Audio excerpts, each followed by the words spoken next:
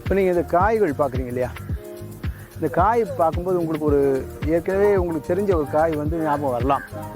கொன்றைக்காய்.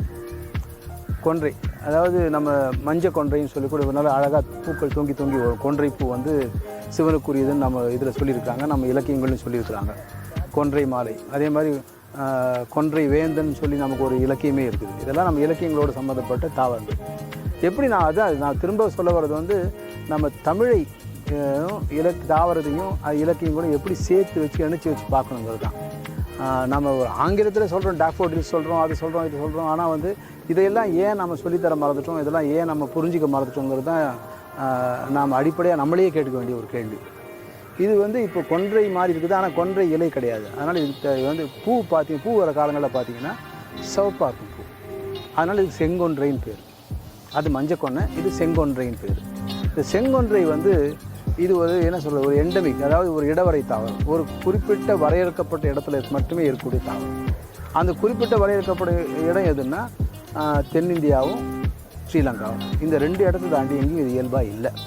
So இந்த 2 இடங்களில் தான் இது வந்து 2 நிலப்பகுதியில் தான் இது வந்து இயல்பாக இருக்குது. அதனால் அது வந்து எண்டமிக் அல்லது இடவரை தாவரம்னு சொல்கிறோம். ஸோ அந்த அளவுக்கு இது ஒரு முக்கியமான, நமக்கு பொட்டானிக்கலாக ரொம்ப முக்கியமான தாவரம். ஏன்னா இது வந்து ஒரு இயல்பு தாவரம். எப்படி அதே சமயத்தில் இது வந்து ரொம்ப ஒரு அரிய மரம்னு சொல்ல முடியாது, நிறைய இடங்களில் இருக்கிறது தான். இதுக்கு இன்னொரு முக்கியத்துவம் இருக்குது. நம்ம சித்த மருத்துவத்தில் இதுக்கான ஒரு முக்கிய இடம் இருக்குது.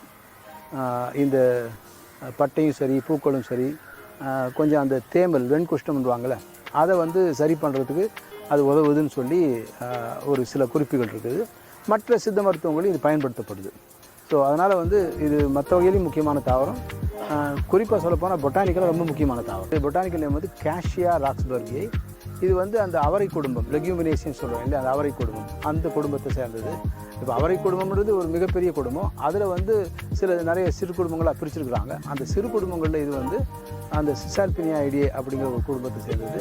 சிசால்பினியாய்டின்னா ஒன்றும் இல்லை, இப்போ நம்ம அடுத்து ஒரு மரம் பார்க்க போகிறோம். இது 2 ஒரே மரங்கள் தான். நிறைய மரங்கள் அந்த மாதிரி அந்த குடும்பத்தை சேர்ந்துருக்குது. நம்ம இது வந்து இந்த கொன்றை குடும்பம் சொல்லலாம், அந்த கொன்றை சிறு குடும்பம் சொல்லலாம் இதில்.